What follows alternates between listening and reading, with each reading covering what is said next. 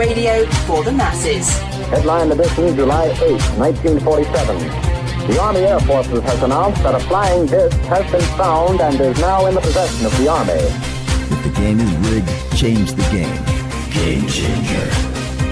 I occasionally think how quickly our differences worldwide would vanish if we were facing an alien threat from outside this world.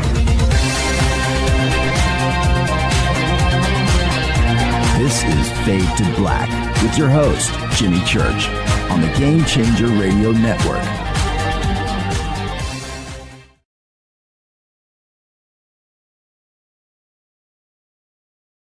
All right. Good evening, Fade to Black. How you doing? How you doing? Yeah. Today's Wednesday, March 5th, 2025. I'm your host, Jimmy Church. Let's do this, man. Last minute cancellation with tonight's guest. Sometimes it goes that way. When you do a sound check and everything, like I've done, thousands of times, and it's just not right. It's just not ready. I don't have patience. I don't. I just want to bring the best every single night, and we have standards here, and that's it. That's it. And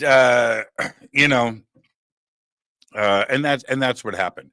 And so, and we haven't done an AMA for a while. So again, the show must go on. It's not that big of a deal. And I always enjoy hanging out with all of you. So that's what we're going to do tonight.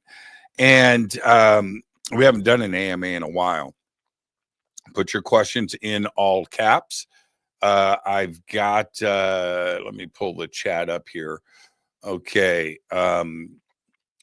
Put your question, mystery last March. Okay. Yes. Okay. So the questions are coming in and I'm marking them now. Put your questions in all caps for me, please.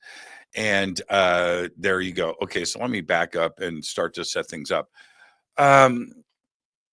Where do I want to start?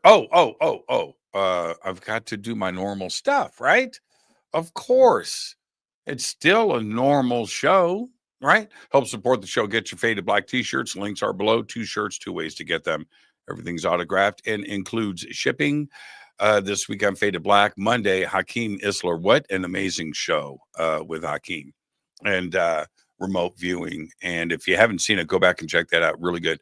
Last night, Jill Jackson was with us. Another great show. She is absolutely amazing. Tonight's an AMA. Tomorrow night, Chloe Deshevney is with us. And we're going to be talking about star seeds tomorrow night. Now, I do have 5 major events coming up. Rise of the Guardians, March 29th and 30th, 2025 in Sedona, Arizona. Links for that are below. I head to the Midwest for the Contact Modalities XPO, and already next year's Expo is being set up. And yes, I will be back in 2026. This year, it's May 2nd, 3rd, and 4th, 2025 in Delavan, Wisconsin at Delavan Lake. All right. Then I come back for Contact in the Desert. That's May 29th through June 2nd in Palm Springs, California.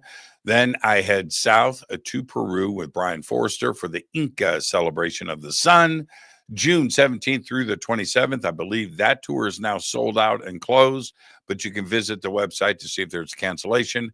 We also have a second tour coming up in November. Okay, so if you can't make this one, come and hang out with us in November. Peru will change your life for sure. And then when I get back from that, I turn straight around and I head to the East Coast to Charlottesville, Virginia for the PSI Games. That's right, the Psychic Olympics. That is August 1st through the 3rd, 2025. I get to be a game show host. It's going to be a lot of fun, and I can't wait for that. It's going to be great. Okay, so that's what I've got coming up. Tonight is an AMA. Ask me anything. And to do that, just put your questions in all caps. And I'm scrolling through here. and getting stuff set up. Yeah,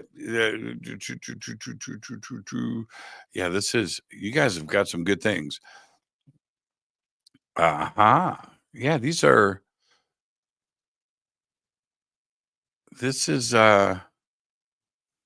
it's good stuff. You guys are good and ready to go, and so am I. I wanted to just a quick comment. I enjoy TV and movies, of course. And I'm watching White Lotus like the rest of the country. And I think we're on episode 3 going into episode 4 this weekend. Wow. Amazing. But I started watching another show, and I put it off until I watched the trailer. It's a show called Paradise. Okay. And I thought, well, okay, another murder mystery, whatever. And I ignored it. And then I happened to see a little clip of the president of the United States saying, okay, well, it's time to tell you the truth about aliens and UFOs and conspiracies. And he listed a bunch of stuff. I went, wait, what's this show about? So I watched episode 1, and the president is found possibly, man, I don't want the algorithms to shut this down, but the president is found in a bad situation, and by the Secret Service. And at the end of the episode, this is what happens. Okay. So at the end of the episode, camera pulls back. I don't know what I'm watching. Camera pulls back, and there was a suggestion that this was a fake city, kind of like the Truman Show. I was like, what? And so the camera pulls back, and you see this line going across the sky, and then it's the sun. It's a big spotlight. What? The president is, so this underground city, turns out to be underground, is called Paradise. All right. And that had me. So I think I'm at episode 9 of this first season. You've got to check it out. Now, what I just told you, they lay out in the first episode, not really a spoiler, but I caught wind of this in a couple of trailers, but they weren't really clear about it. And it drew me in. It's really cool. It's really cool. So check out Paradise. And so I just wanted to throw that out there. There was something else. Oh. All right. This may come up tonight in the chat, and you can ask me more questions. The telepathy tapes. All right. So I started listening to the telepathy tapes a few months ago when all of the hype started about it. We're in March. So I suppose it was about a month ago, maybe 6 weeks ago. It's number 1 on Apple, and everybody's talking about. All my friends are talking about it. So I had to do it so I could, be part of the conversation. When you listen to a podcast, and a good podcast too, when you listen to it, you are painting a picture. You're not watching. You're painting a picture. And the telepathy tapes is done in such a way that the picture is a lot of fun. Now, you're dealing with non-speaking autistic children and people, some of them are adults. And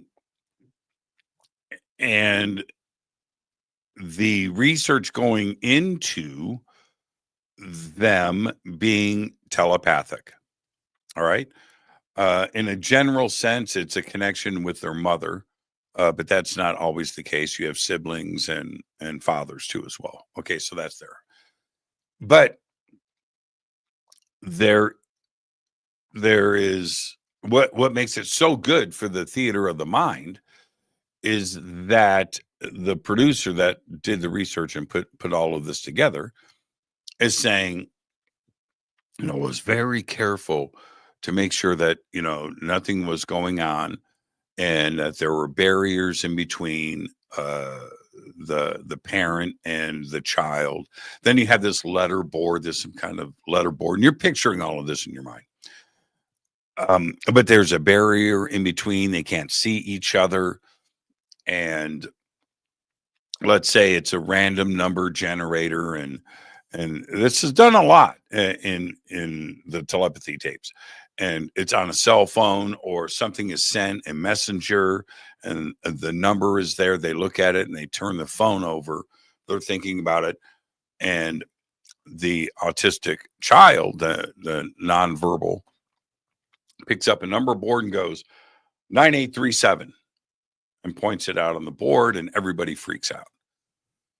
Well, okay, so you're picturing this in your mind. And also, they rented a house, and one half of the family's in one room, the other half is in another room, and you're picturing this very definitive thing. And then,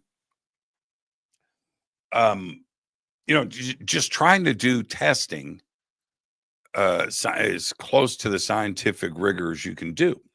And it comes across that way in the telepathy tapes. So they bring in the cameraman. I think his name is Michael, and he's a skeptic, and now he's watching this go on, and he's describing it again. Theater of the mind. You're painting this picture of this discovery, and I gotta tell you, by the time you get to episode 3, episode 4, episode 5 of the telepathy tapes, you're like, holy shit. Wow. Okay. So during the episodes, they talk about constantly, go to our website and you can watch the video. Go to the website and you can watch the video of this. If you want to see this, go to the website and watch the video. And so you're picturing that and like, okay, they've got, this proof. So about 2 weeks ago, I went back to the telepathy tapes and I was listening to it again. It's like the third time through.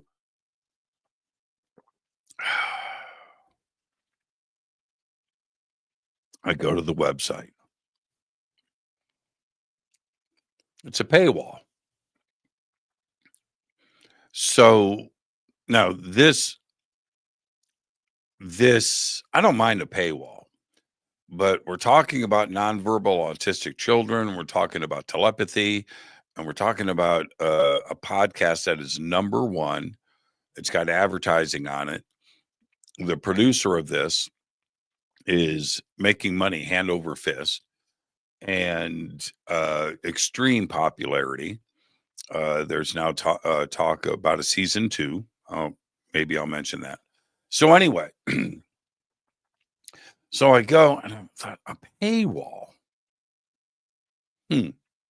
All right, I'm going to do it. So I have listened to the series now in its entirety 3 times. I've listened to other episodes multiple times. And I know exactly who the participants are. I know the family because I've listened to it so much. And when you go and listen to the tapes, you'll know what I'm talking about. You know who Mia is, right? You know who these people are. And I've got this thing built up in my mind about how all of this is done. And then I go and I watch the videos. No, it is not what is. It is not what is represented in the telepathy tapes. Okay. Now, I'm going to leave that there. I'm not making any accusations because I am telling you how it is, the truth, in that you build up the theater of the mind because you are not seeing it. All right. So everybody's going to be different. You're going to go and watch the tapes. Maybe it'll hit you differently than it did me. Everybody's different. I get that. So I'm not making any accusations, but the air was just let out for me. And I don't know how to approach this. We're talking about children and adults with a very debilitating situation, autism to the extreme, nonverbal, families that love them, and your heart just tears for those situations.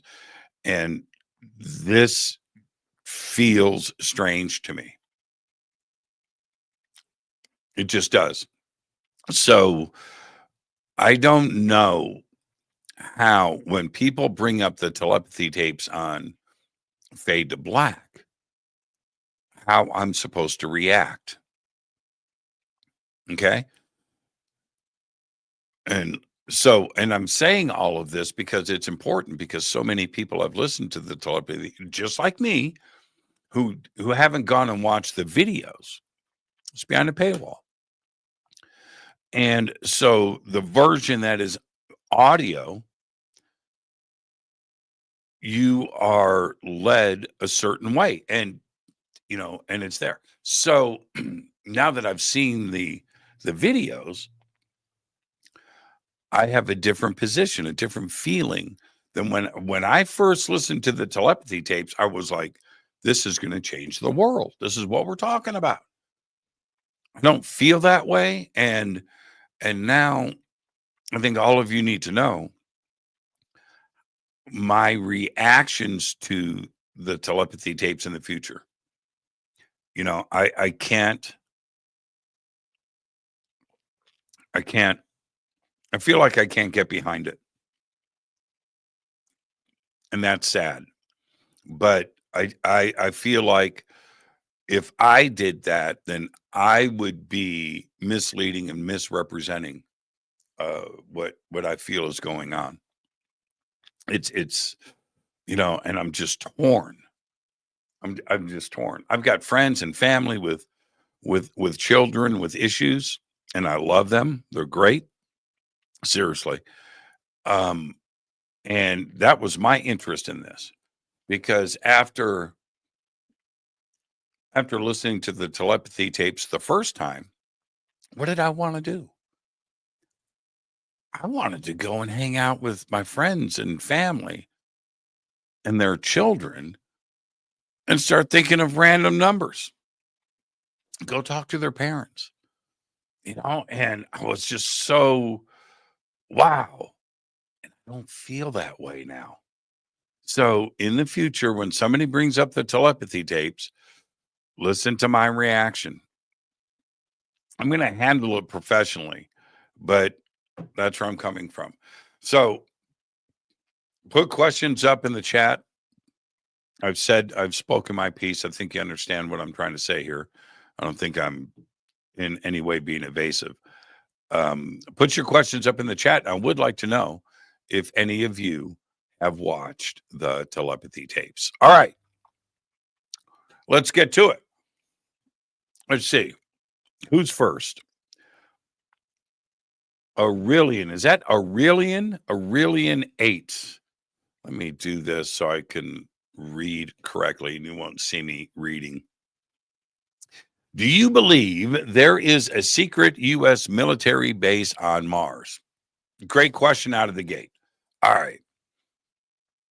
I believe there is the possibility of a secret U.S. military base on Mars. Yep.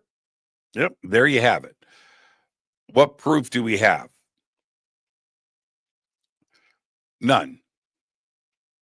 Okay. But there is so many things for me that tell a different story. Okay. Now, I'm not talking about whistleblowers.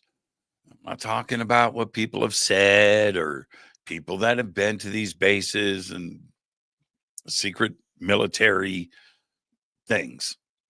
No, that's not good enough for me. But we have secret programs that are going on with the U.S. military. And I say it all the time. The X-37B, look no further than that program. If that program is going on, then what else could be going on? Could we have built a base on Mars? That's the possibility is there. Have we fought aliens? Right? Probably not. The excitement for me of having a private U.S. company, SpaceX, or something else, Blue Origin, and something else, make it to Mars and live stream in 4K color is pretty exciting. And would the government come in and put the kibosh on the live streaming or what could be seen there? All right. I think it's easier to get to Mars than ever before. We went to the moon in 1969. So Mars is right there. And if we were able to do that, why wouldn't we have, been able to push on to Mars? I'd say the answer is, we probably could have. No, we could have. But did we? The possibility of the United States having a secret military base on Mars is strong and real. I'm not saying there is, but there is definitely a possibility. All right, next up. Android Paranormal. Any plans yet for your trip to Göbekli Tepe? It is always on the calendar, isn't it? I have got so much stuff going on right now. And I don't want, and these announcements are going to be coming out here very soon. They're pretty exciting. I don't want it to put the kibosh on my world travels.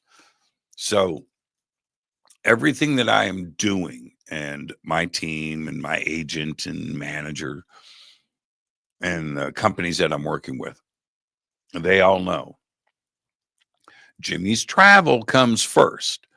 We have to book all of this other stuff around what he wants to do. And right now that seems to be working.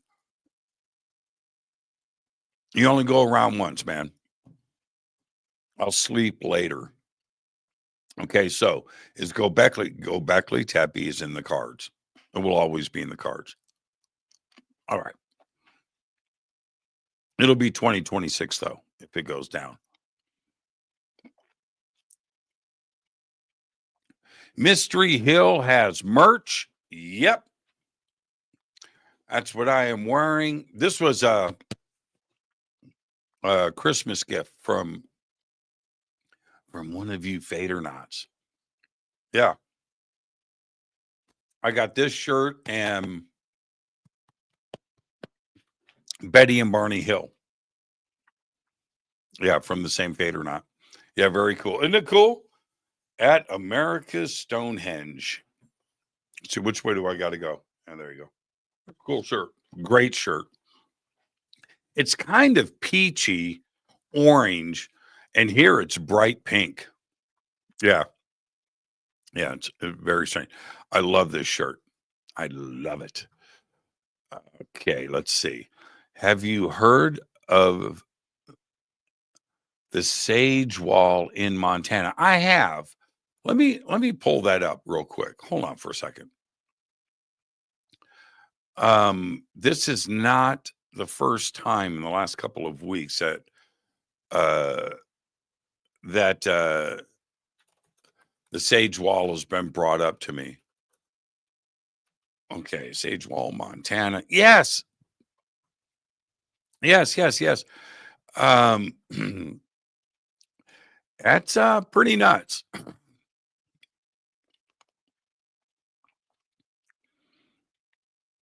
Somebody was asking me this week if I thought that it was natural or man-made, and that this is the controversy behind it. And it kind of reminds me of a few other things around the world where geologists will say, no, that's just a natural rock formation. And you're looking at it, you're like, yeah, but it's got right angles and it looks, and so Uniguni in Japan is a great example. But this, that looks like a wall. It does. It's pretty incredible. I'd like to go up there and see it. I don't know how long it is. I'm not going to get into the research now, but I've seen lots of pictures, and yeah, right now people are talking about it. It looks man-made to me. It doesn't look natural. Yeah, it's pretty cool. Yeah, thank you for that. Let's see.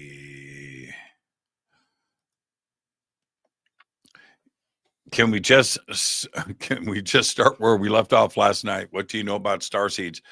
I can tell you this. I have personally met in person many starseeds, different ages, 25 years old, 20 years old, 21, 15, 10, 5, a lot, dozens and dozens and dozens. And I wow. And you look at the work of, Mary Rodwell and what's going on. I don't know. It's so hard for me to back up and say, no, I can't do that. I can't do that with a straight face. I have seen too much strange stuff myself. Okay? I have. So the idea of starseeds is compelling. It's compelling. I've seen too much strange stuff. I now have I been on a ship and I saw some hybrid program going on with aliens holding human hybrid babies and giving them to their mother. I haven't seen any of that. I haven't seen anything teleported to Earth. I would never suggest that. But I've seen strange things that I can't explain. So, which includes sitting and talking with these starseeds. It's mind-blowing. Again, I keep making jokes about this. That when I was a kid, my goals when I was 5, 6, 7 years old was to have a Schwinn Stingray with a banana seat like the other kids in the neighborhood. My goal was to get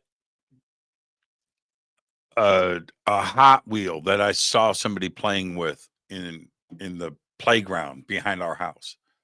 My mindset was so simple. The discovery and it was just like a different world. My world was trying to roll. You remember those strap-on roller skates with those toe clamps and you wore them on your shoes with the steel wheels out there, the worst things in the world, right? That was my goal, was clamp on roller skates and to get those, but you could slide on them. Anyway, it wasn't about quantum physics and my home planet.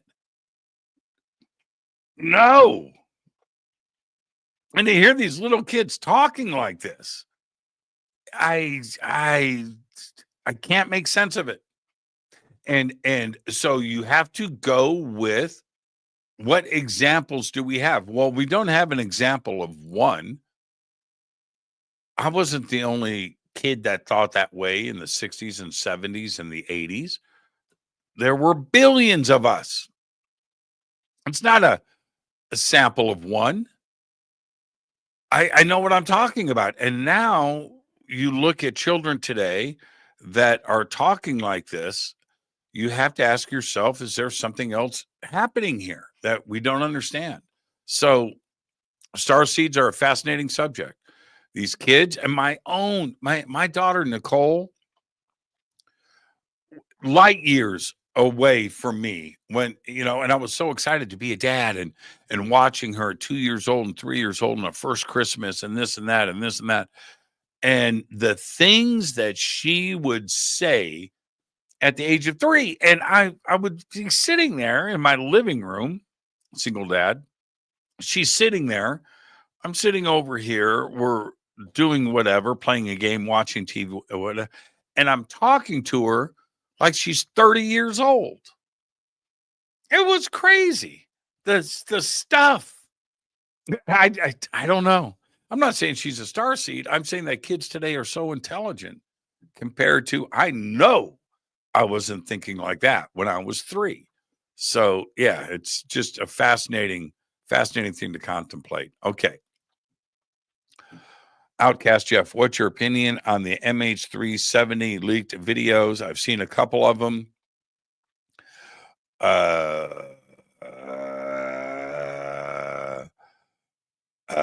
I'm not calling BS, but it doesn't. I have gone, especially when MH370, I don't know, and then you have AI and you have all of these abilities today to generate videos. But putting that aside, when MH370 went down, and it happened live on the air, and I'm watching that whole thing go down like everybody in the world. I still have it somewhere. I have a collection of photos of MH370, the actual plane, at different places around the world before it disappeared. And I'm looking at all of these other pictures, and MH370 is at Diego Garcia, or MH370 is in the Ukraine or whatever. And it was diverted. It was here, it was there.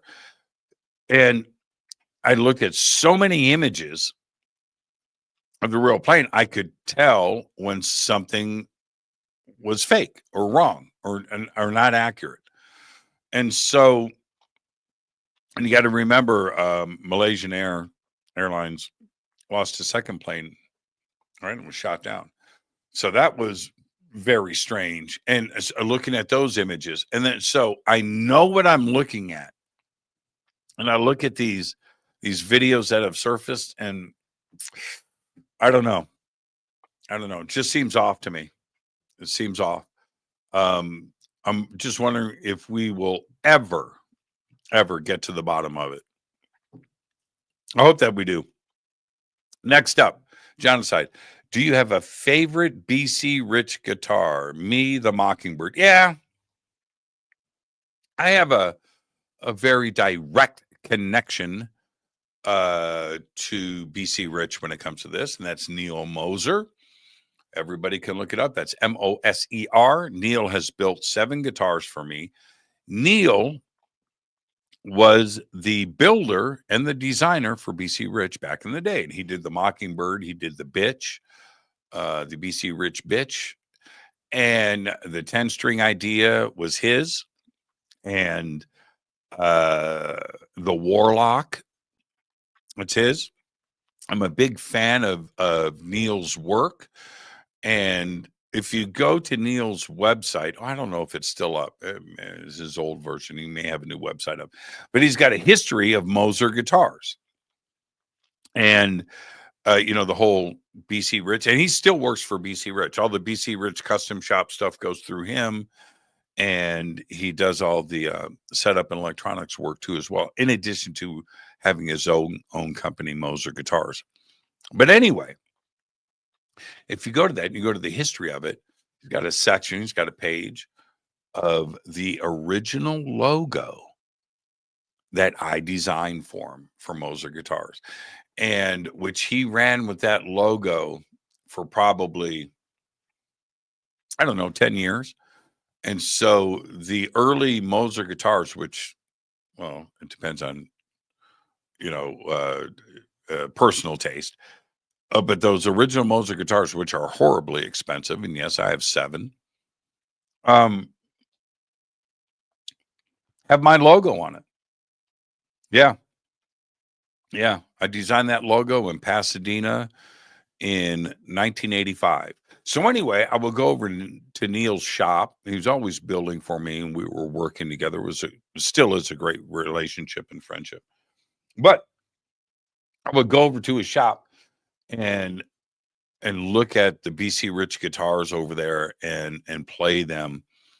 And again, the Mockingbird, but the bitch to me, but the Mockingbird too. I like them both. And the so yeah, it's a great question, Jonathan. Jonathan didn't know anything about what I just said. Yeah, you can look him up, Neil Moser. I'm sure there's pictures of the two of us together out there on the net. Great guy, and I'm a big fan of BC Rich guitars. Okay, let's see. Ham salad or egg salad, Jimmy? What's ham salad? I'm not a big egg salad guy. In fact, I haven't had egg salad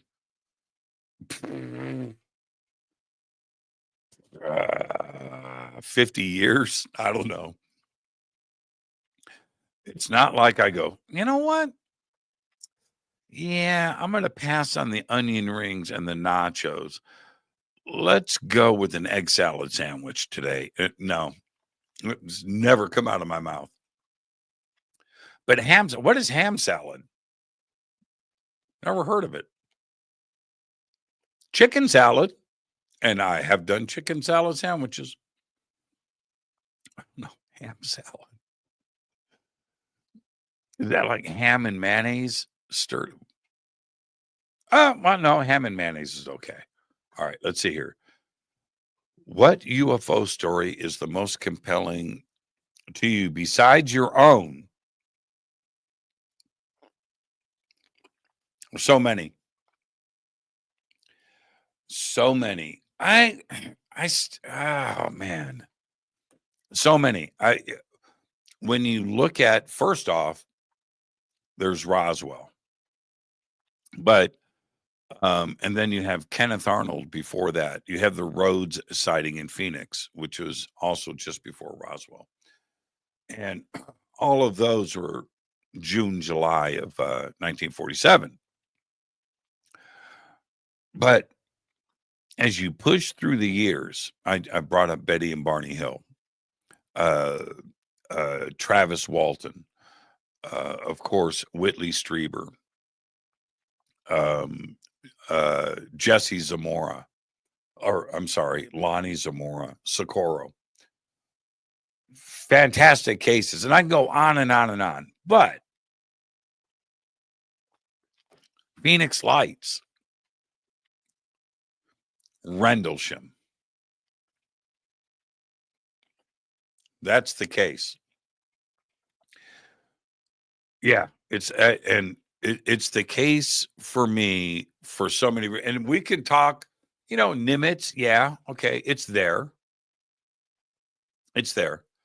I'm not sure if it's a UFO case, but it's certainly a fascinating case. The Roosevelt, these things are interesting, but Rendlesham is different. You have both a joint military base, bases. So you have that. You have the British and the United States Air Forces involved. You have an official investigation. This event happened over 3 or 4 nights. And also there were events that preceded that New Year's weekend. And then you have stuff that happened after that around the UK. But it's the official capacity of this. And so many eyewitnesses. And all of them are still alive today. And I think that there is a lot that has been withheld from the public on the case. But being able to have all of those witnesses present something that is pretty much aligned, everybody's going to have a different memory or different take on an incident like that. But in a general sense, everything lines up, and certainly the dates line up. And walking into Rendlesham Forest and what they saw there, many witnesses. So not only John Burroughs and Peniston, but you have Charles Hall himself. So, which is on a recording, and thank goodness he had that recorder with him to do that. So Rendlesham, and that doesn't take anything away from these other cases. But Rendlesham for me is the one compelling case that is right there for all of us. And yeah. So there you go. Okay, next up. Charles Gardner III, not to be confused with Charles Gardner II. He says, do you think the motherships are on the way? Again, I think there's a possibility of that. I talk about it all the time. When you go and you read Rendezvous with Rama by Arthur C. Clarke, there's lots of other stories and things and movies and blah, blah, blah, but where these ideas like this are presented, but it's really well done in Rendezvous with Rama, which is a ship, an object that is being tracked outside of our solar system for a couple of years. And it's lined up to rendezvous with Earth on a set date. Now, is it possible that we are doing that right now? Short answer is yes. The activity that we have, the reason why, and again, this isn't from channeled information or from whistleblowers and, no. I try to hang on fact. So what are the facts? Why would I think this way now? It's the way that the government and the media is handling the UFO question today. Everybody's okay with it. Everybody's okay talking about it. Are we getting the disclosure that we want? That's not the point for me. The point is everybody on this planet is now thinking about UFOs, and that apparently our government says they are real. The media is talking about it. The government's we're having hearings about it, and it is not. So when you have that on a global scale, you have to ask yourself, why? Could it be that they know something? If we have updates on an asteroid that may impact Earth in 2032, right? And it's going up and down by percentage points, and now it's at 0%. But their track, that's far in the future. That's 7 years away. Why wouldn't something else be tracked? Think about that. And they're not talking about asteroids, talking about UAPs and UFOs. Whistleblowers going in front of Congress. They're not talking about asteroids. They're not talking about cosmic natural events, comets. And is it possible that is one of the reasons why, that the catalyst behind it is that we are tracking something that is coming here and we know when it's going to be here. And so we have to get the conversation going with the world. The world needs to have the conversation amongst themselves. Everybody needs to be aware of it. So when the news breaks, nobody goes into shock. Is that enough? Yes, for me, yes. Could that be I think that is a strong, if there is a reason to put on the table for all of this action that we are having, I think that's one of them. That's paramount. And you have to remember, if something is, could we track something at the speed of light? Be pretty difficult, wouldn't it? What if it's right below it? Well, if it was right below the speed of light, then traveling great distances takes a long time. How many hours, how many days does it take for light to get from the outside of our solar system here? Okay.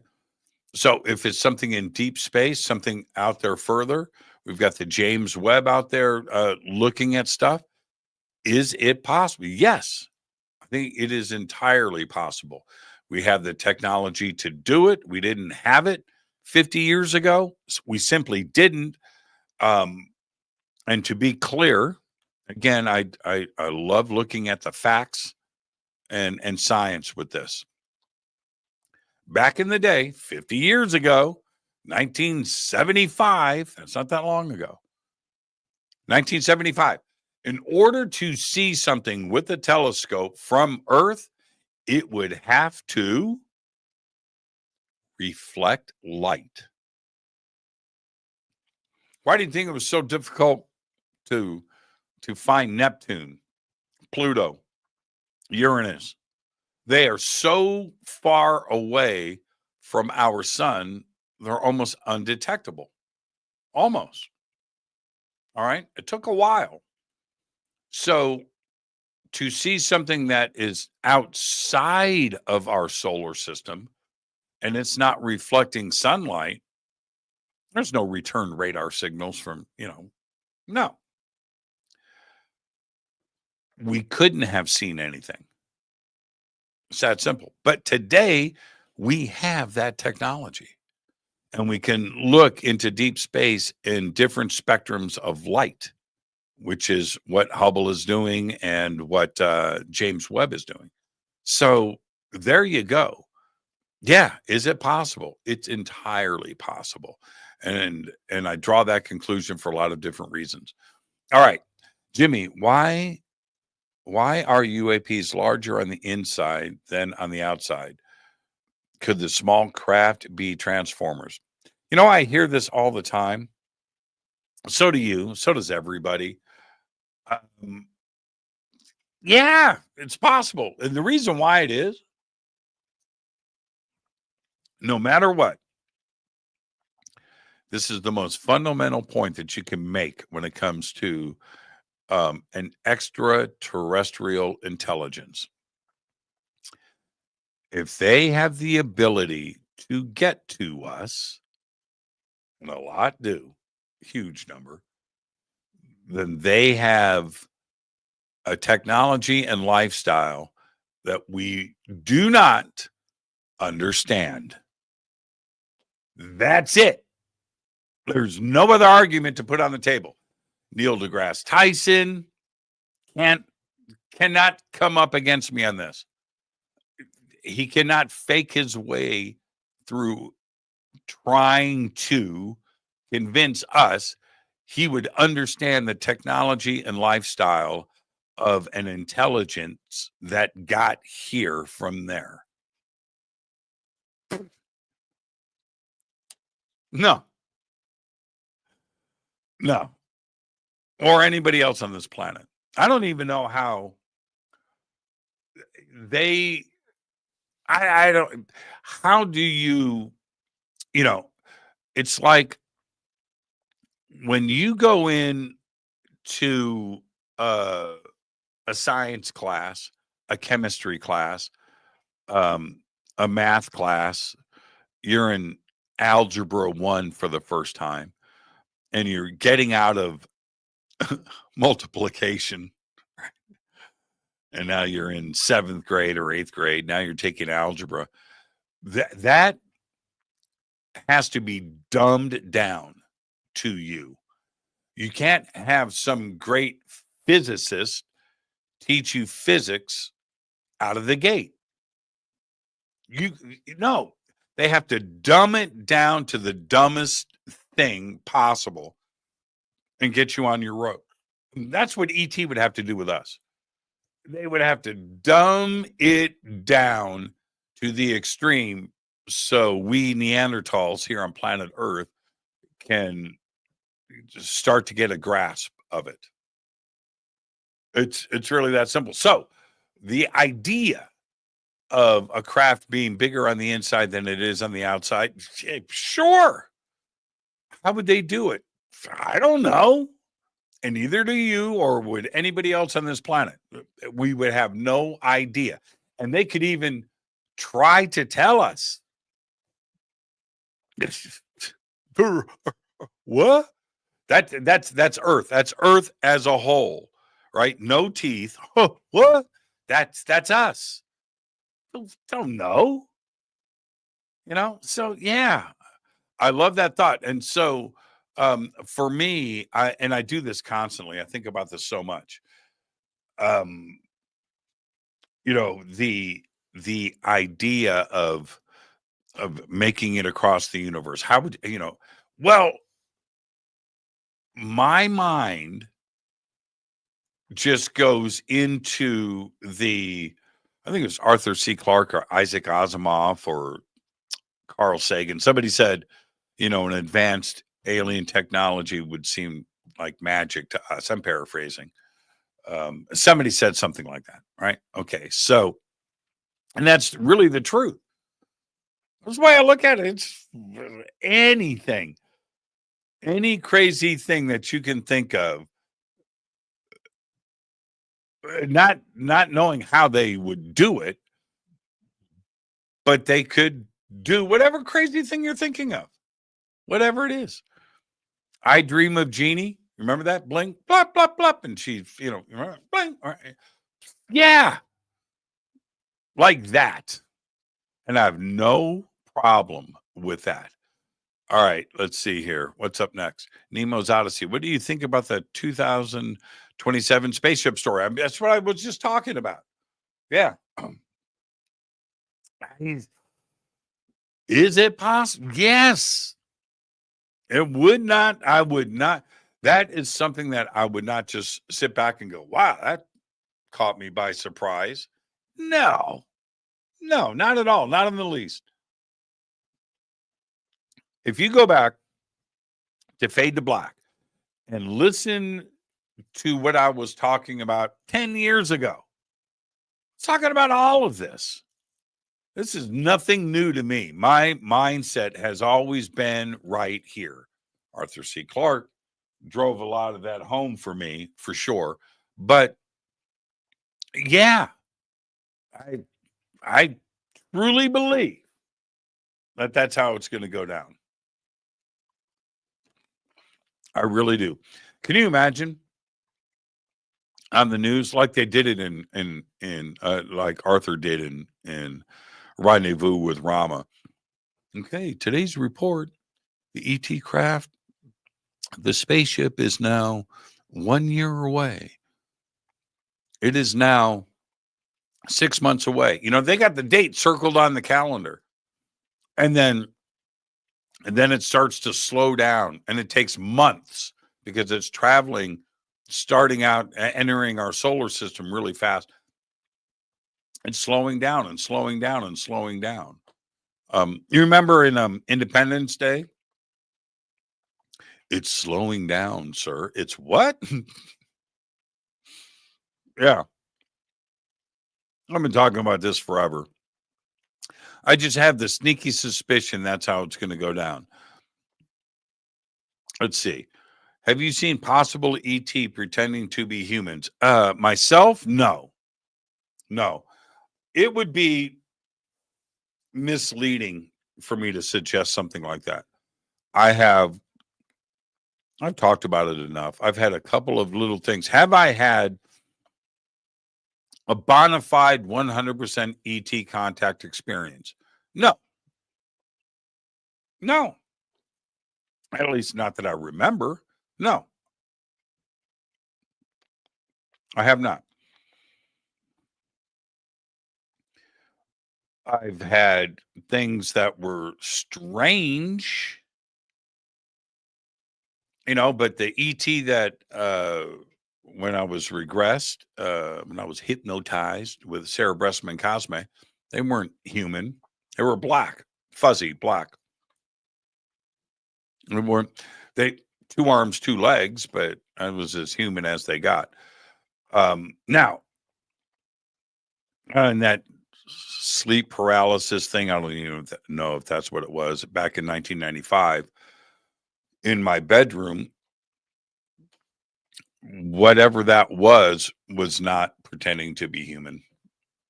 And I don't want to go any further than that, but I'm not going to say. Now, have I seen anything in public? Have I seen an ET in a bar? No, I haven't. Nope. I've had some people come up to me and tell me that they were aliens. I have. Absolutely. I let it go. I'm going to leave that right there. I'm going to leave that right there.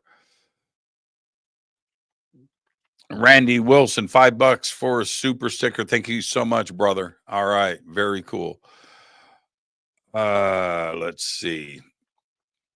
Do you think the Age of Disclosure documentary will contain something huge that we'll all be talking about? No, I don't.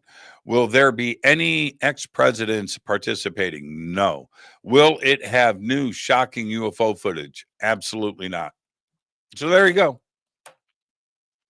Look, the shocking top secret UFO documentary of the century will not debut at a film festival.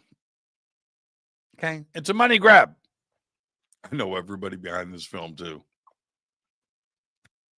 So anyway, it's just a money grab. That's all it is. Is it going to be fun? I hope so. Is there going to be some cool conversations in it? Yes. But that's it. It's that if this was the most shocking, it's not going to date. It would no, you would play it at the United Nations. That's where you would debut it. Debut that shit at the United Nations. Yeah. Debut it on a big screen in front of the Lincoln Memorial at the Mirror Pools. Put 500,000 people out there. Debut that thing there. Debut it in Central Park. Yeah. Debut it at South by Southwest. And you know what? So, I hope that it's cool for everybody to watch, and I hope that it spreads the word and everything. But is the most shocking documentary ever? No, it's no. It's not going to happen. And I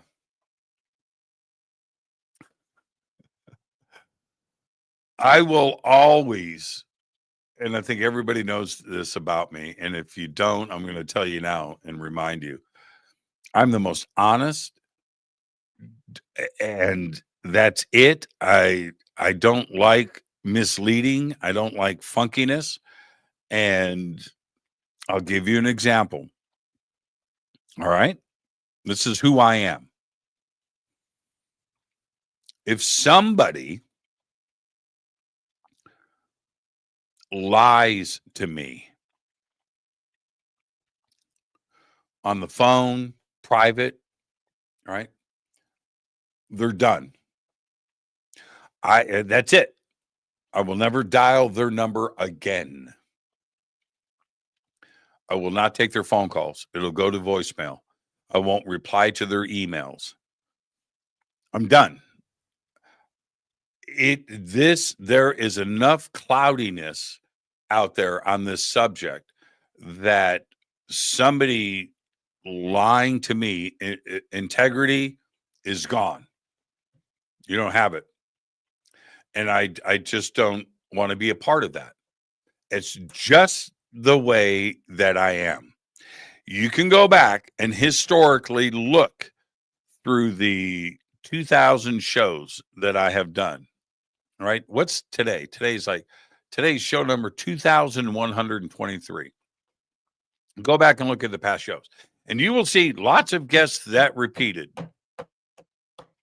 And then they disappear. That's why. I don't have to name names. You can figure it out all on your own. But there is a reason and why I don't have guests back on the show. Where suddenly, where did they? Once something funky happens with me, it's just weird. I've got this ability to check out. I'm done. I'm absolutely done. And to have somebody on the show, and I've never done it, by the way, but to have somebody on the show where, I have to fake a smile, I have to fake an introduction, I have to fake a relationship because I know that this person lied to me the week before on the phone and now they're on the air. That I am right there. I am not being honest with myself or with the rest of the world and with you. That's it. And there are people out there, show hosts or whatever, they want these different individuals on because of their name and they're all excited and okay, I get that. I was there once. I get that. But there is a reason why. And if you've ever wondered, whatever happened to so and so? Why isn't Jimmy used to have that person on all the time? What I'm 99.9%. That's exactly what happened. And once that goes down, I'm done. So that's it. That's a long-winded response to, do I think that something huge is going to come out of this film? The age of disclosure. This film is a pure money grab. That's it. Which is fine. Make a documentary about whatever you want. Doesn't matter. And if it's successful, good. And if this documentary helps people talk about the subject, great. All right. But it's done for it's a commercialized thing. Again, the shot in secret, groundbreaking UFO disclosure documentary that is going to change the course of human history is not going to debut at a film festival. It would debut at the United Nations. With that, let's take a break. Church will be right.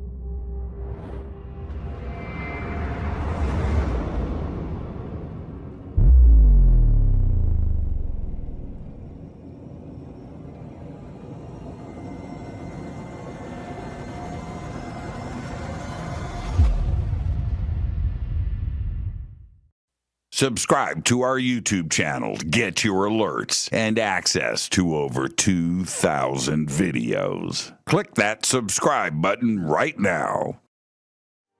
Go to jimmychurchradio.com and get the Fade to Black official podcast. 2,000 episodes, all of them commercial free for just $2 a month.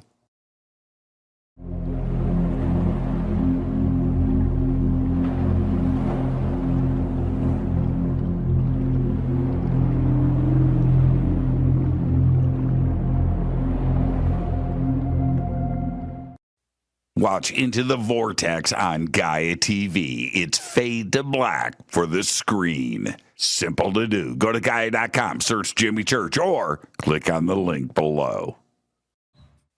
Follow Fade to Black on Twitter at JChurchRadio. Get all of the show updates every single day. It's now called X, but who cares? How you doing? Jimmy Church here. Special announcement. Get your Fade to Black T-shirts. That's right. Help support the show. Help support everything that we do over here. We've got 2 T-shirts. We've got 2 ways to get them. Get your Fade to Black T-shirt today. Go Backley Tappy. Go to jimmychurchradio.com and become a Fadernaut. Get a membership. That's right. Everything is commercial free. You have access to downloads, and you get to call yourself a Fadernaut.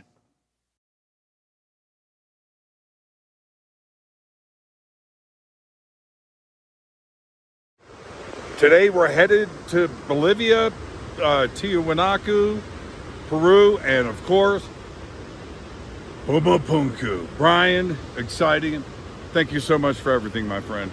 Always an honor. Right behind us is the sacred river of the Inca that goes past Machu Picchu. So we're going to be driving up to its source at 15,000 feet above sea level and then down to Lake Titicaca. So today we hit 15,000 feet. Yes. Crazy.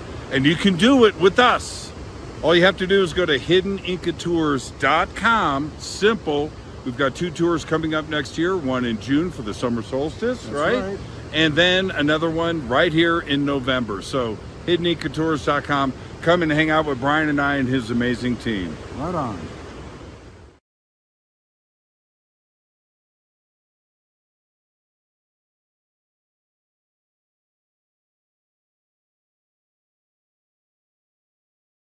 River Moon Coffee, makers of the Fade to Black blend. Truly the best coffee on planet Earth. Just visit rivermoonwellness.com or their Amazon store. It's all simple to do. You can check out the Fade to Black blend, the Game Changer blend, or any of their Black Moon Wellness products. It's the only coffee I drink.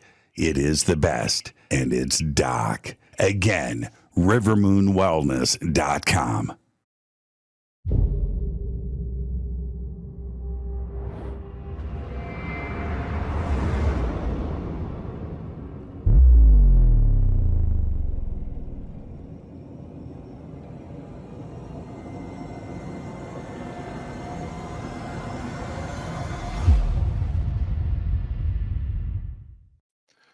All right. Welcome back. Fade to Black. I am your host, Jimmy Church.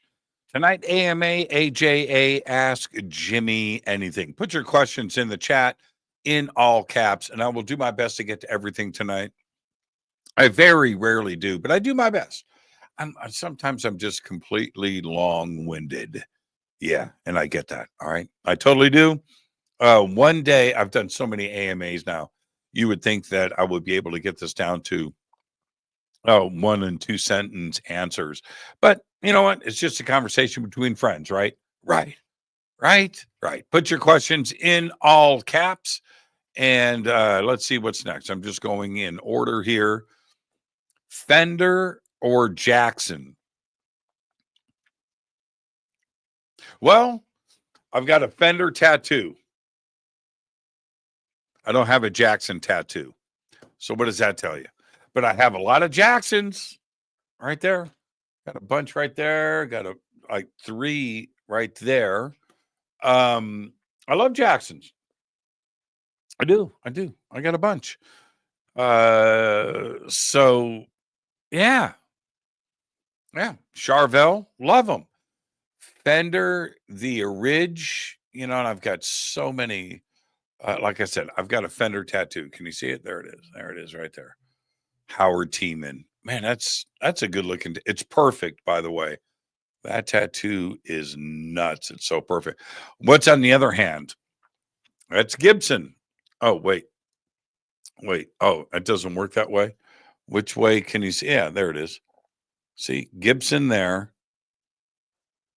Fender, Gibson. Fender, Gibson. All right. There you go. That's why I do. I have a lot of guitars and they're all different. For so many years, I played Strats and Super Strats. I don't have anything else. I wasn't comfortable playing anything else. But now I've got such a variety. If you just look like just what's behind me here, Explorer, Ibanez RG, that's a gold top. That's a Michael Schenker Flying V. That's a Paul Reed Smith. That's an Explorer. This right here, that's a Fender acoustic Strat. That's a Kramer Star. These two right here are Steve Vai guitars. That is an ESP. You know, these are all just a variety. What's behind me? That's an ES335 down there, another RG Telecaster, the Dragon Telecaster right here, another Ibanez Artist, which I love, is my first guitar. Jackson Strats right in a row, another Ibanez RG. These are behind me. There's a white Explorer there. There's another Jackson Randy Rhodes, a white one. This is a Paul Gilbert with the violin stuff on it with the maple neck. I love that guitar. Yeah, another Jackson over here. Jackson, Dean, Kramer. Yeah, you know, yeah. Fender, Gibson. Then right here in a row, Fender. You can see those. Oh, no, you can't. Oh, wow. There above, there's another row of guitars. Wow, you can't see them. Wow. I'd have to move the camera. I always thought you could see the other row. Yeah, in case you guys were wondering, look, I'm not in any way bullshitting. Look.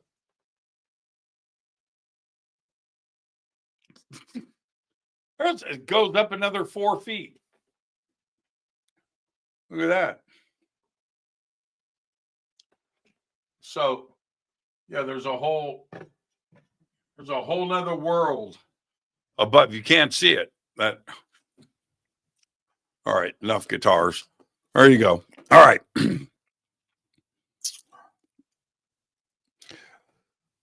Conscious Evolution. Great name. Hey, Jimmy. When is the next season of Into the Vortex? Coming out on Gaia. Really enjoyed the first 2 seasons. Yes. There will be an announcement in the next month or 2. That's all I'm going to say. All right. That's all I'm going to, it's going to kick ass.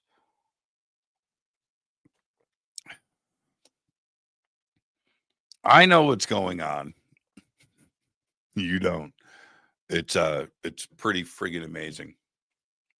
There's a reason why I'm in the dentist chair. I'll put it that way. Okay. So yeah, Into the Vortex, so incredible. And I really enjoy working with everybody over at Gaia. And Gaia gives me the freedom to be myself. Okay. There's nobody giving me questions. There's, it's not like that. It's just me doing my thing. And so, I'm very appreciative of that. And I think that's why, Into the Vortex was so successful, because again, I don't wear a mask. I don't. I don't. If you guys could see how Into the Vortex is done, now it's slick. It's a beautiful set. It's all these cameras and people and production. And yeah, it's all that, right? But this is how it goes down. I go into makeup. I change. I put on a different suit. I come out. We shoot 4 episodes in a day. Each episode is 30 minutes. We don't shoot for 45 and then cut it back and edit. No. 30-minute show. I think we shoot for 35 minutes. 35 minutes. And that's it. Boom. So my guest comes in, they sit down, shake hands, we take some pictures, some publicity stuff. They sit down. Next to them, behind them, is a clock, a big digital clock timer that starts at 35 minutes.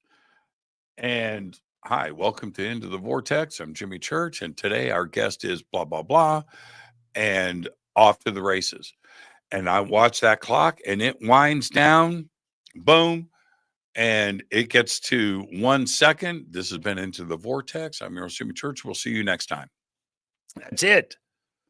And that is what makes that show great, because I am able to just be myself. All right. There's no pressure. There's no things. No. And I have the blue cards. That was my idea. I have the blue cards. And if you saw what was on the blue cards, I'll have like 5 bullet points that are one word. There's no questions there or anything. That's it. And maybe there's a picture I want to show or something. My assistant there, Josh. And so I'll have a bullet point picture of, and so I'll make sure that I get that in. That's all that's on those blue. There's no questions on those cards. No. And that's I really enjoy Into the Vortex.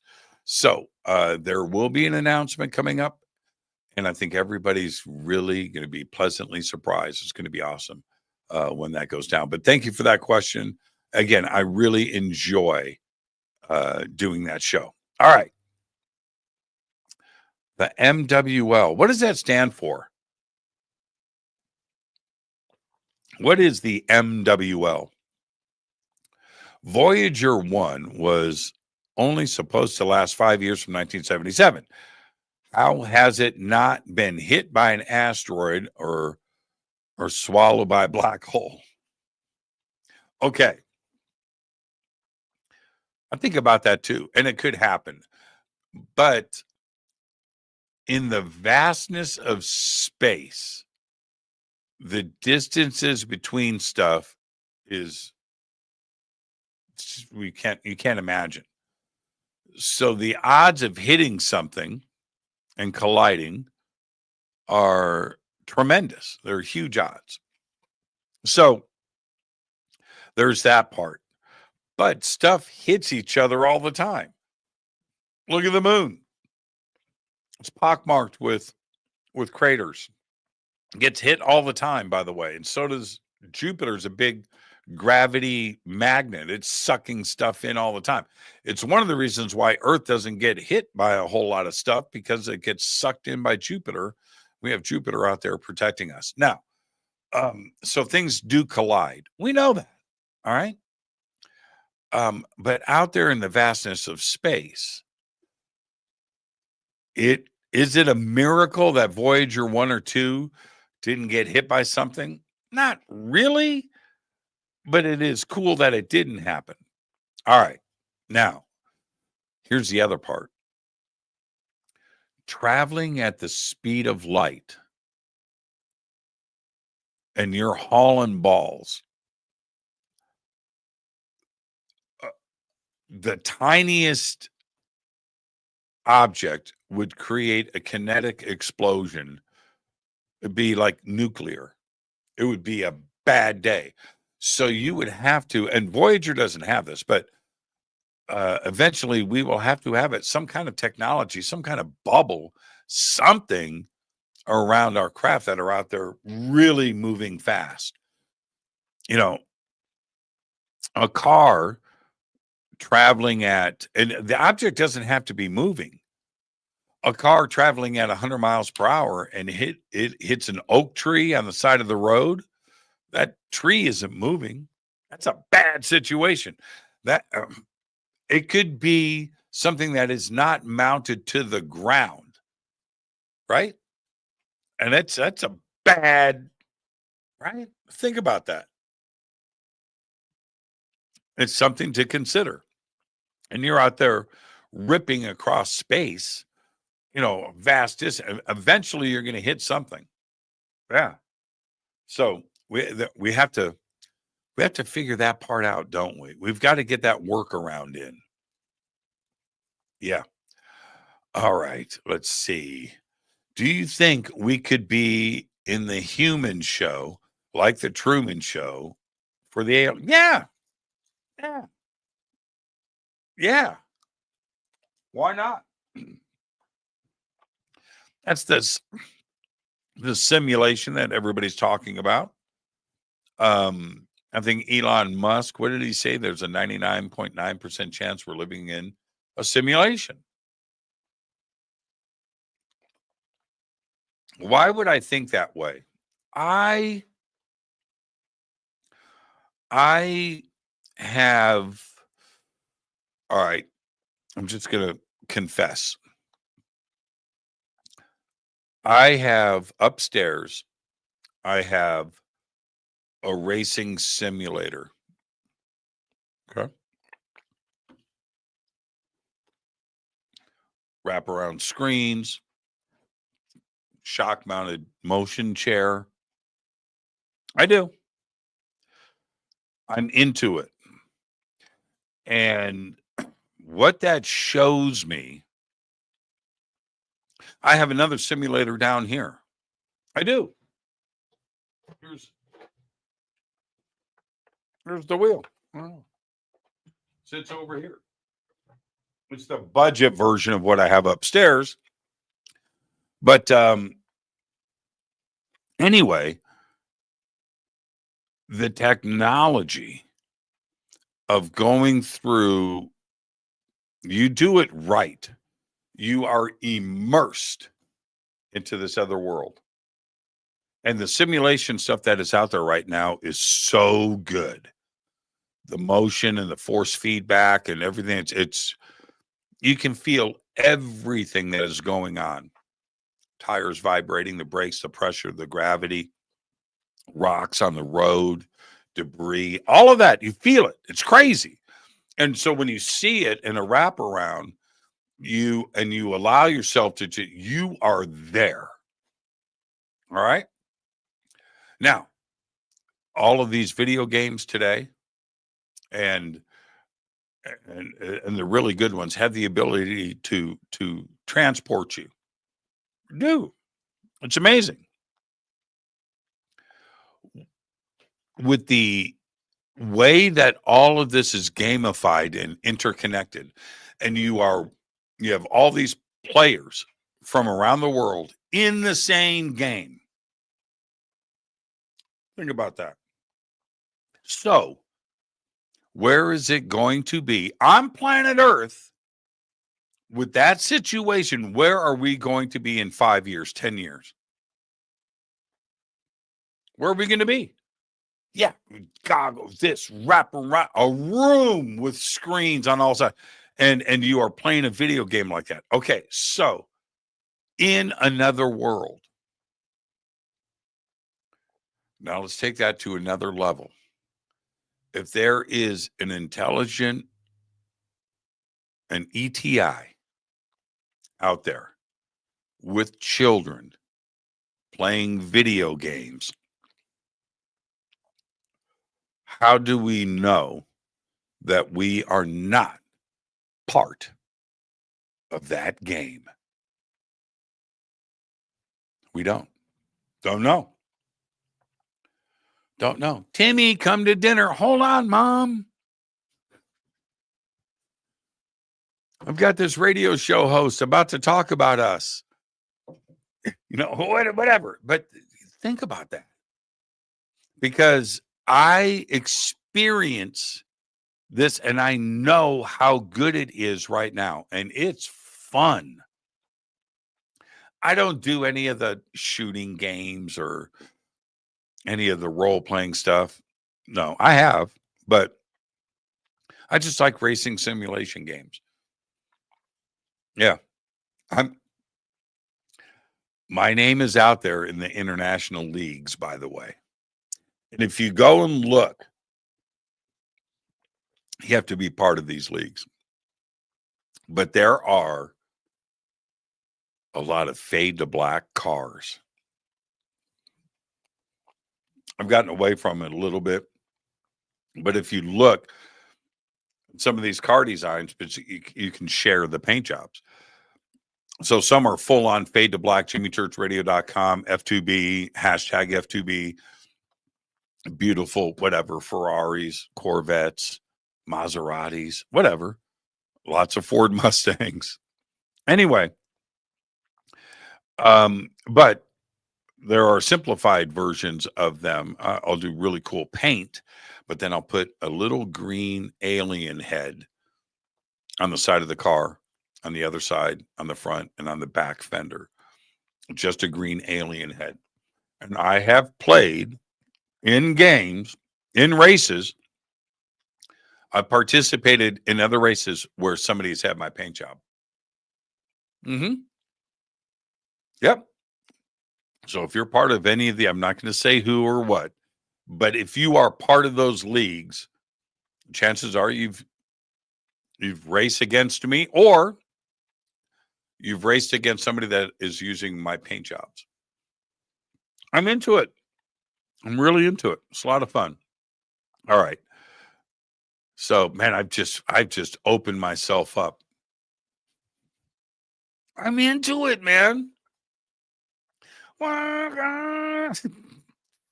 Fully. Dude, inclined seat and just, oh, man. You guys have no idea. Magnetic shifters. Oh, yeah. Oh, God. You have no idea. I'm a little embarrassed. Sometimes I'll take people through the house, right?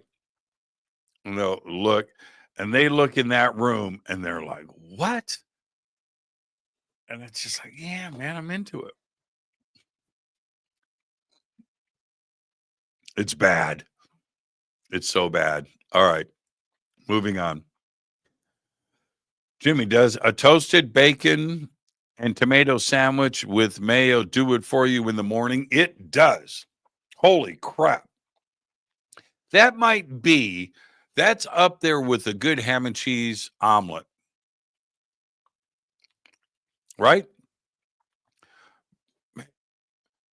Bacon, you have to have the toasted bread, you have to have the mayo, you have to have the tomato, and you have to have the bacon cooked correctly. That, man. Yeah. I do it all the time, by the way. So, yeah, it does do it for me in the morning. It might do it for me after the show tonight there, Gizmo. Thank you for that idea. All right, let's see. Amy wrote in, Jimmy, what are your thoughts on the star forts around the globe? When you were in Peru, were star forts part of the historical narrative? No, but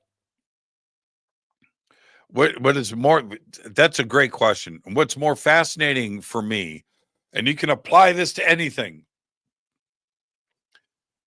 So many cultures are doing the exact same thing, talking about the exact same thing, and trying to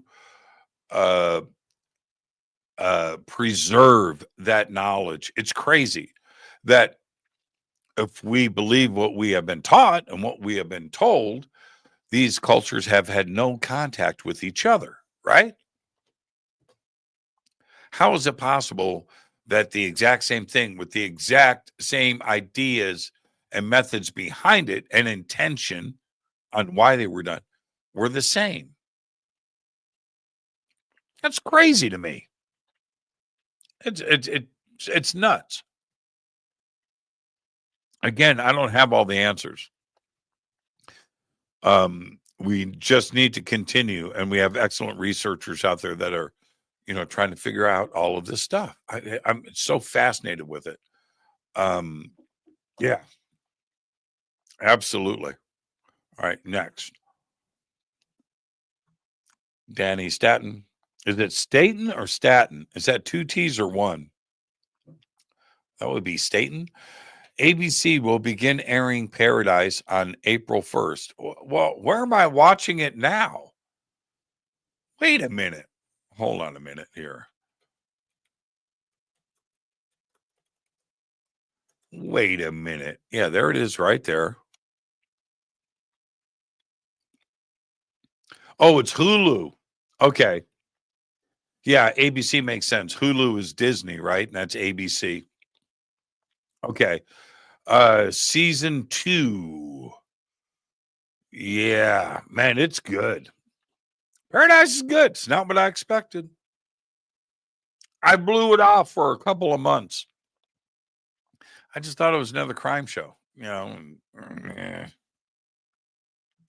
Turns out that's not the case. It's pretty nuts too. Where it's at now. I don't want to give anything away. But yeah, it's on Hulu, everybody. It is on Hulu. Susan Boulder asked, was the moon landing real?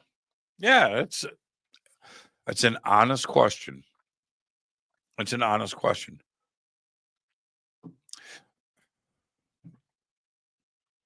I want it to be real. If you were not born in the early 60s, then you don't have any concept of what we went through as youths. You don't.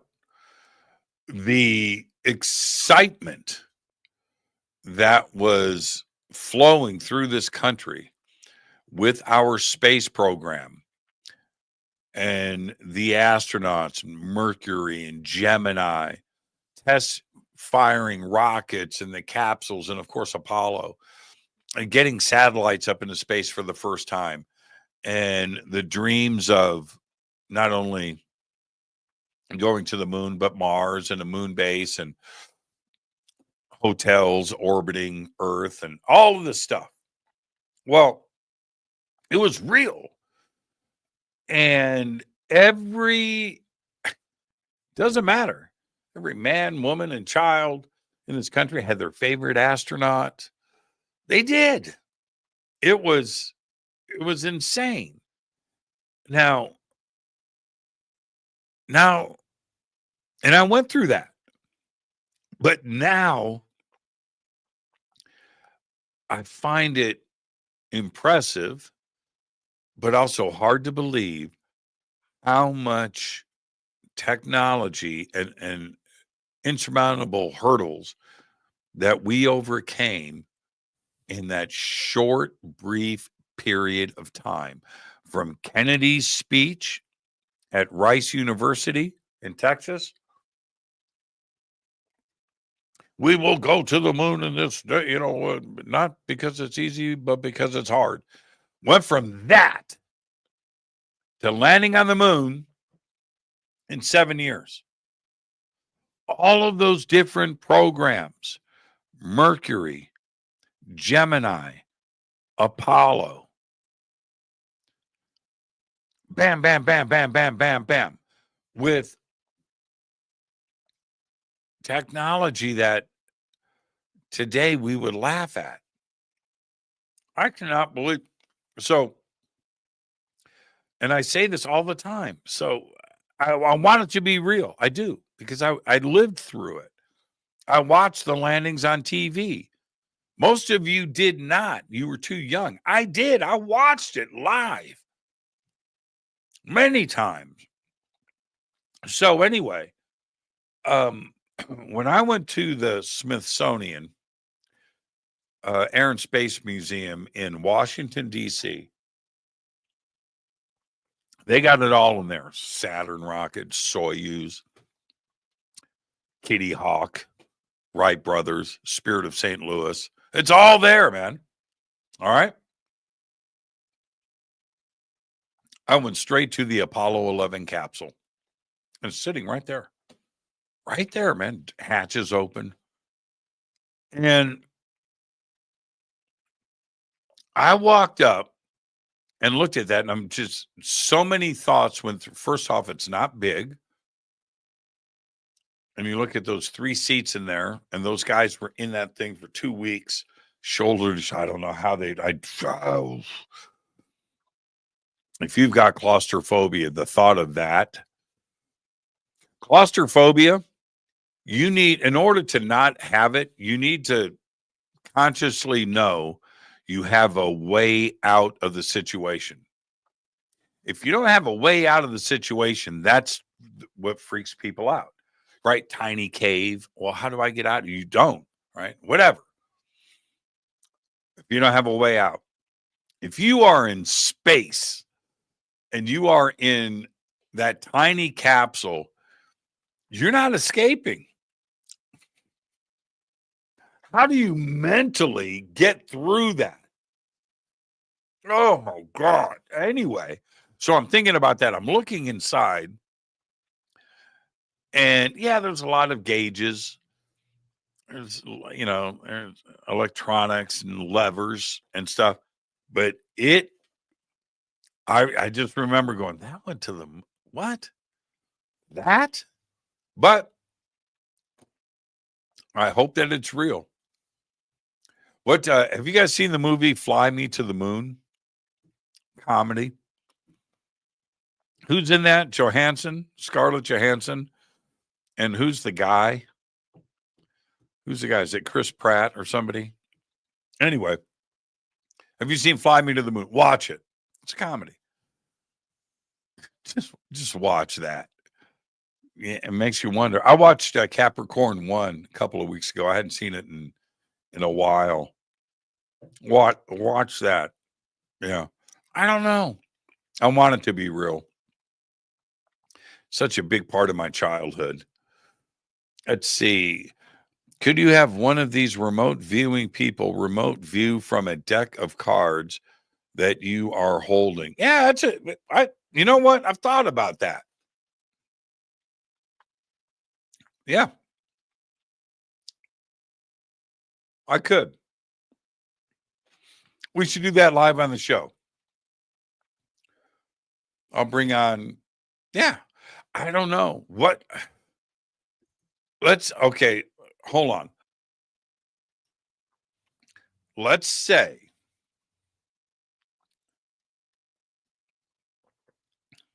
nothing happens. Does that mean that we have to dismiss remote viewing? Yeah, I don't know. But if somebody wants to do it, then why not? Let's try it. Let's see here. What book am I currently reading? I'm reading like 10.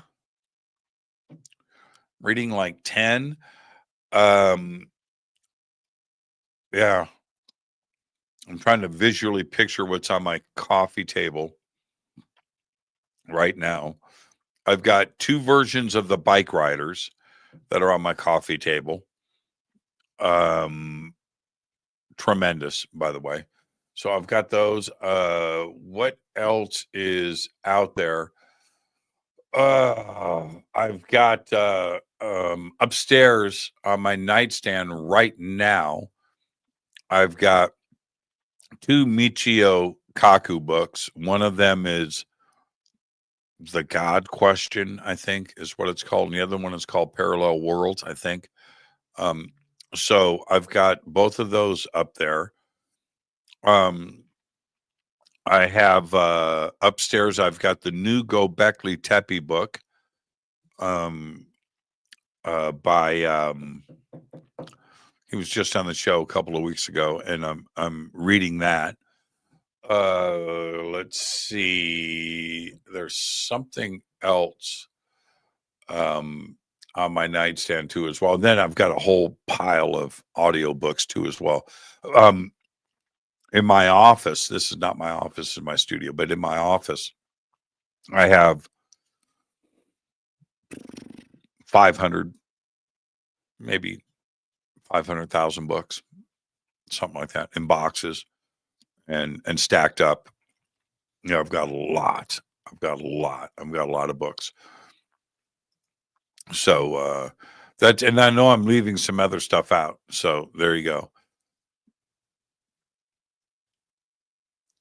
Let's see. Corey, that needs to be in all caps. Corey Cochran, and I if you're talking about the telepathy tapes, yeah,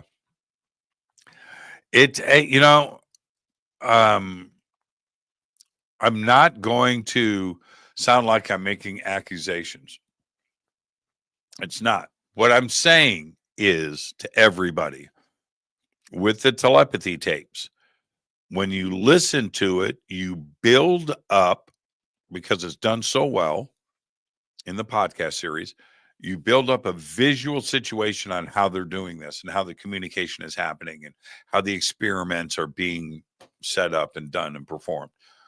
You have that. And then you go and you watch the video, and and for me, I was like, that's not what I had built up in my head. That's me. So I need everybody else to just go and check it out. That's all. Donna from Kentucky. Hey, Donna. Wow. I miss Donna. Donna from Kentucky. She used to call up on the show. Hi, it's Donna from Kentucky. I know it's you. She'd always say that. Hi, it's Donna from. Did you see where they dropped the first payload for the base on the moon the other day? I did. I'm so excited to watch the progress of the construction. Well, now, I wouldn't call that a dropping of the payload, but they are certainly doing a lot of experiments over the next couple of weeks. I did watch, when I watched the landing wasn't televised. The telemetry of the landing is what was streaming. And I watched it, the cartoon, and you're watching the numbers, and it was a nail biter. That being said, they've released the video now. Wow. Just incredible. Just incredible. One of the things that they said, Donna, and I found this interesting. Remember, we landed last year and it tipped over, right? That was a vertical. They said the design of this was going to be squat and flat, so it couldn't tip over. So if we just had a flat landing, it would, no matter what, it would land right side up. And to see it and see how it did it, yeah, it's pretty cool. Yeah, you would think we would have figured that out a long time ago. But anyway, yeah, pretty exciting to see that go down. Yeah, again, reminds me of when I was a kid. Would you be open to having? Oh yeah, okay, KY or Dr. Powell from the telepathy tapes on the show to answer your questions about the video? I would. I don't want to be confrontational, and I don't want to put people into a strange position of defending themselves. I don't want that. I want people to do the research, and this is a pretty fascinating subject. The other part about this now, telepathy and nonverbal autism, fascinating subject, but that's not. I don't think, for me, that was the big takeaway, because I think we all have that. No, my takeaway was the hill. And so when you're listening to this on the tapes, when the hill is first brought up, now again, I want everybody to go and listen to it. Don't let me a spoiler alert you. I just don't want to do that. But apparently, there is a place where they gather telepathically and hang out from around the world. And they call it the Hill because it is a pile of conversations. And visually, that's how they look at it. So it's a hill of telepathy. It's a crowded room. And wow, right? That's a big one. I mean, if this breaks out now, see, this is the other thing. I'm not so sure. I don't want to say anymore.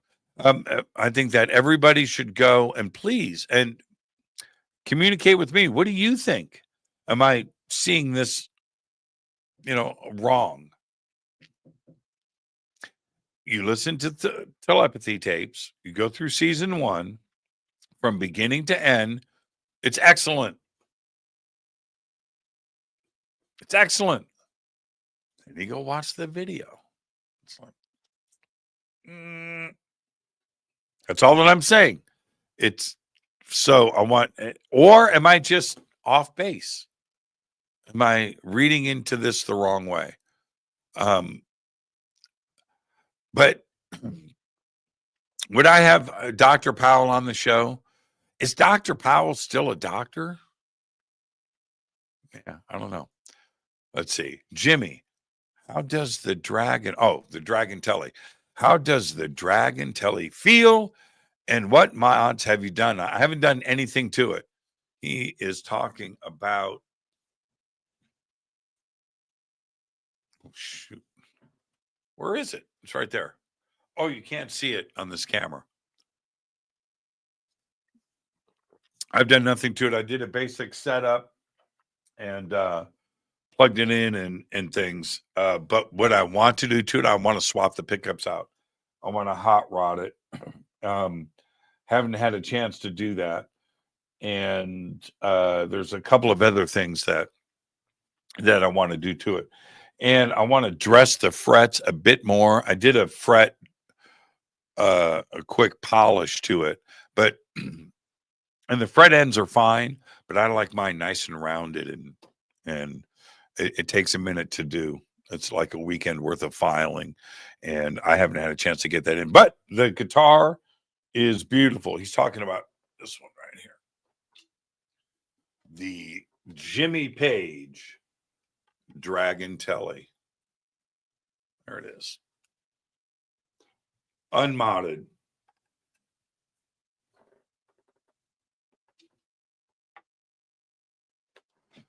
Okay.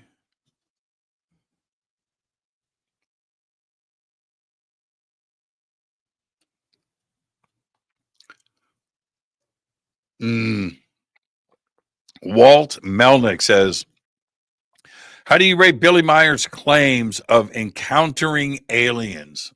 Yeah, that's a tough one. That's a tough one. I had Britt Elders on the show not too long ago. She's wonderful. She spent a lot of time with Billy, and she was there.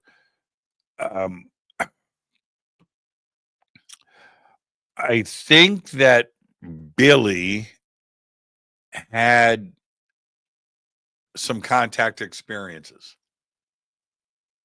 I do. Like we all have had, myself included. But I think he let the story get away from him. And he got really, really famous. And that's my take. Because there was some stuff he had to keep the story getting bigger. And I could be wrong. I've never met Billy. So many other people in this world of ours, I've met I've interviewed, I've hung out with, I've had dinner, lunch, traveled with. But I haven't done that with Billy. So I don't have that. I haven't looked Billy in the eye. So I don't know. I think that he has had some contact experiences. I do. One of the things that,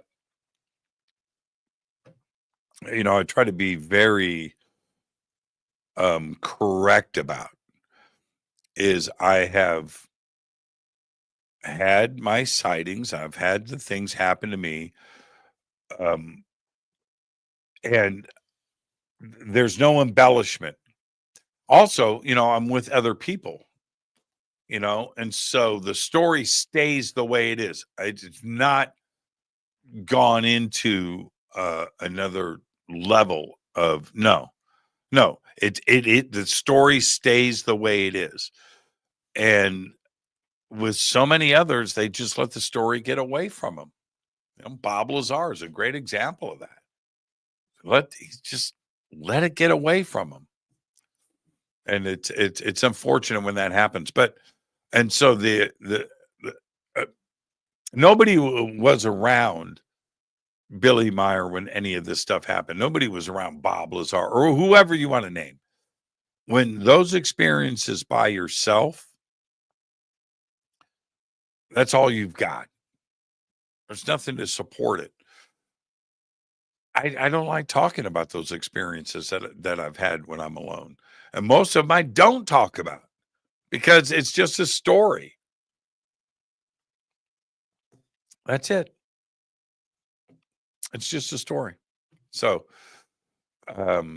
yeah, Billy was one of the guys that brought me into all of this. Man, back in the 70s, in the 80s, it was just incredible. So, yeah. Yeah, it's tough for me to talk about that subject because I'm so emotionally just, Jimmy, have you seen Bigfoot, Dogmens, or Chupacabras? Asking for a friend. That's from Tartar Sauce. No, I haven't. No. I've seen Bigfoot prints in the ground. That I have seen once. Pretty cool too, by the way. It was that was a game changer. No, I haven't seen anything else. I've never seen a monster, a creature. No. I've been in the locations where all these sightings have happened, but no. Okay, let's see. Who is next? Jimmy, have you ever tried to get into Area 51? I have not. I've been there, but no.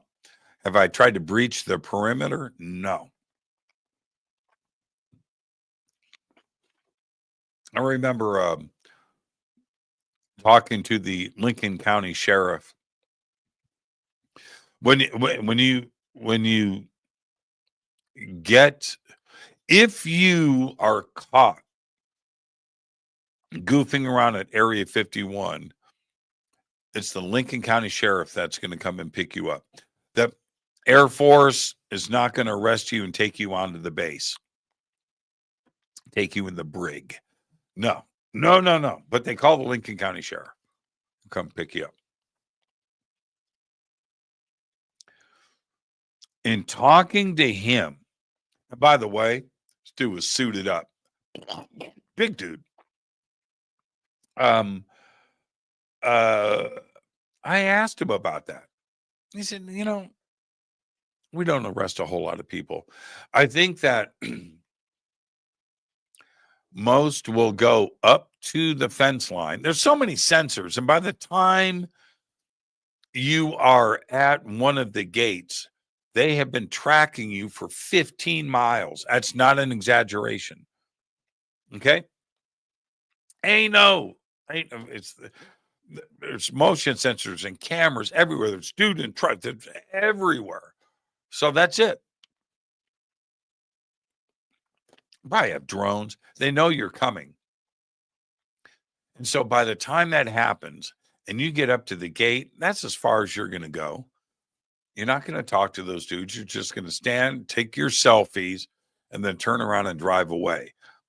When the Lincoln County Sheriff told me, well, we're not arresting too many people, it's because I don't think anybody is going to break and run for it at the gate and try to get somewhere. No. I make that joke all the time. Let's go out and get arrested at Area 51. So, have you seen Jim Carrey's story about getting his stingray? I've heard about that. Yeah, I've heard about that. Jimmy, can I hang with you in Charlottesville? Yeah, buy a ticket. Buy a ticket. Buy a ticket. Come and hang out. HH, I would love to meet you. I would love to meet you. Just like any conference like that, and people ask me all the time, hey, man, so you're coming into so-and-so, and do you have time to come over to our house and have dinner? No, I don't. I'm there. I am working, and that's it. Once I get into, that's it. So, but if you want to come to the conference and come up and talk and say hello and takes absolutely. I would love to meet you. We are at the end of the show. I'm trying to squeeze in a couple of more. What's in Fort Knox? Gold.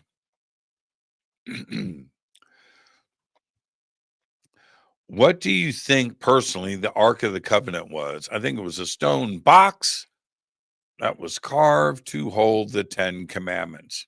That's what I think. Now, was it a radio to talk to God? Could be.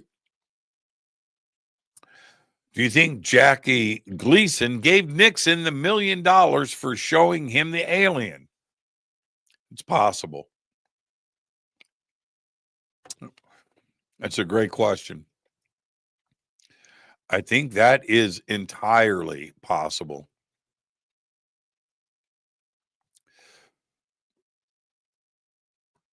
Have you ever asked Bashar a question? I've asked Bashar so many questions. Yeah, I don't even remember now.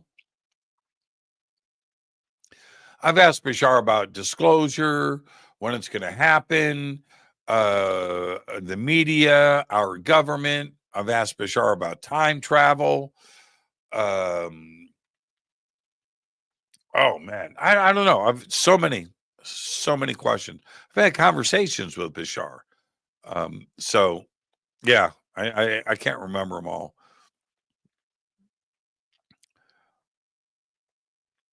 I believe in a missing portal with space with MH370. Yeah. I'm still confused about that. Is the U.S. in a planned slow disclosure so that they can eventually recruit all hands on deck from the science community to help reverse engineer alien tech before their adversaries do? If we have crashed retrievals, and I believe that we do, we're already doing just that. And how do we understand that kind of technology? It goes back to my point.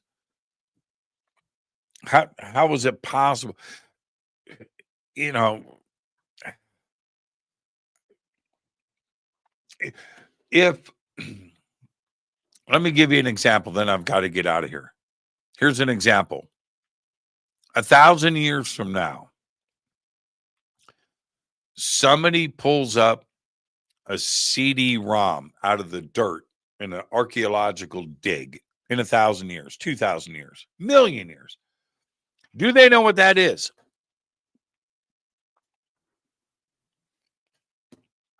How do they get the information off of that?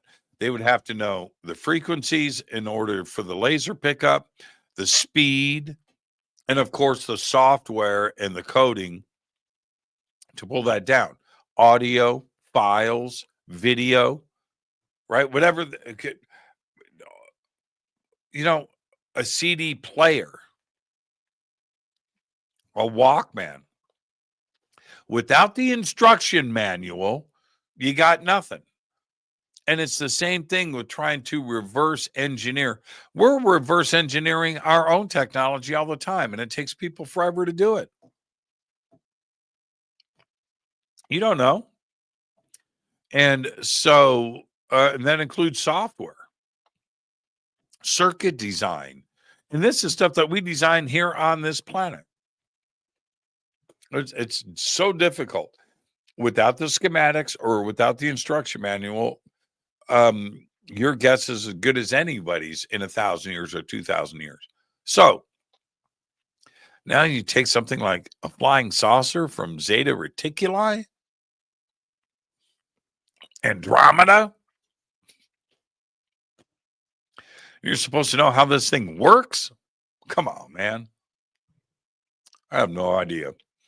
All right, there you go. Fade to Black, AMA, AJA tonight. Thank you, everybody. Great questions. Amazing show. I appreciate all of you. Tomorrow night, it's Starseeds on Fade to Black. We'll be doing that all night long. But until then, all I've got is go Beckley Teppy. Fade to Black is produced by Hilton J. Palm, Renee Newman, and Michelle Freed.